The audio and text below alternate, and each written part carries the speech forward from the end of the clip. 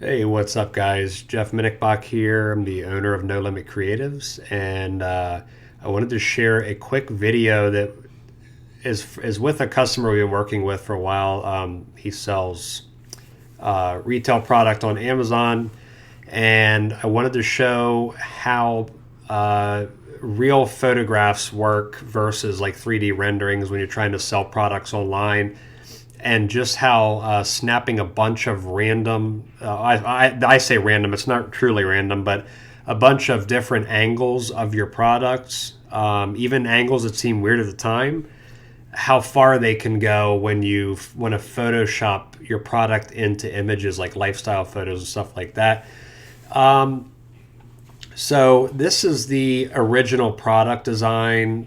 I believe this is just a 3D rendering, and then they put their label on it. They designed the label and photoshopped it in, and they worked with a an artist who did like the 3D rendering. They only had this option and maybe another angle, but they didn't get a lot back to work with. So when a design company or a content creation company or an ad agency works with them, or your brand, they really run out of ideas pretty quickly because they don't have a lot of assets to work with. So we always try to help customers gain the confidence they need to come up with these assets on their own, because a lot of them, like people we work with, have small startup budgets. They don't have a lot of money to invest in production work, and they just don't think they're good enough to take their own photos.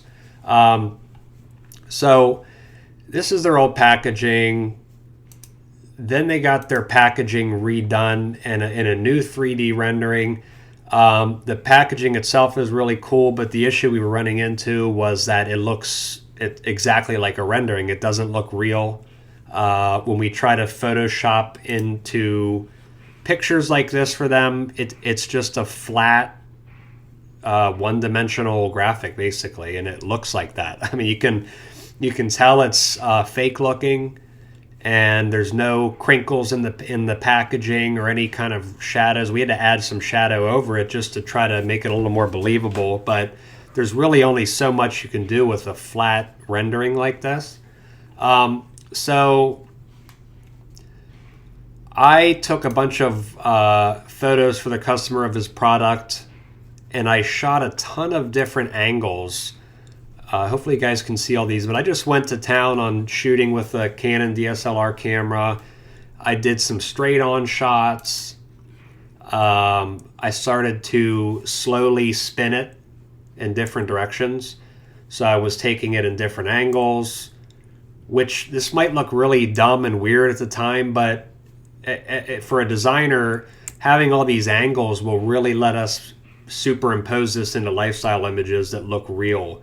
They don't look like just a pasted in picture anymore. So if the lifestyle photo is taken from a certain angle, maybe it's taken higher up or really low to the ground, you want to have your product angled to match that, because otherwise it's going to look really unrealistic. So I took a bunch of stuff like this. I did some just straight down shots, and we cut out the product images anyways, so you'll see like the lines from my reflection cards, but we would actually cut this all out, and then we'd be able to superimpose that into design. So even some close-ups here, this could work in maybe online listings or whatever. But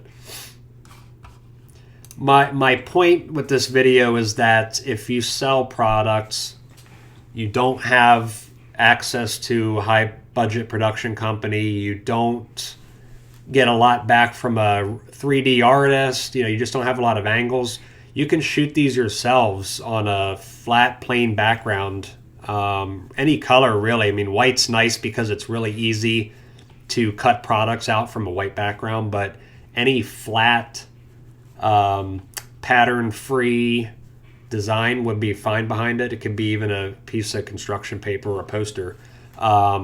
Shooting in all these different angles will give a design company a lot to work with. And then you'll see like the original design here is just this flat graphic, and then we took a photo that I shot and then photoshopped it in this way. Now, this still needs a little bit of work, but you can see how it has the actual crinkles in the packaging. There's different contrasts and brightnesses all throughout the bag. There's a white highlight down here from the light. So if you just compare these two, this actually even follows the angle of the bench here that it's sitting on. So really, when you're shooting your own product photos or you're trying to get some from a company, it's really, really important to try to get as many angles as you can. And you'll see I even shot I was above the package here, shooting down, because there's been times where we've superimposed this into a gym bag or something like that, and it's poking out of the zipper, and you're looking down in the bag. So stuff like that works really well. So hopefully this helps you guys, especially those who have products and brands, e-brands, and you're just trying to get an idea of how to get more assets to a design company or a marketing agency. Thanks for watching, guys. Take care.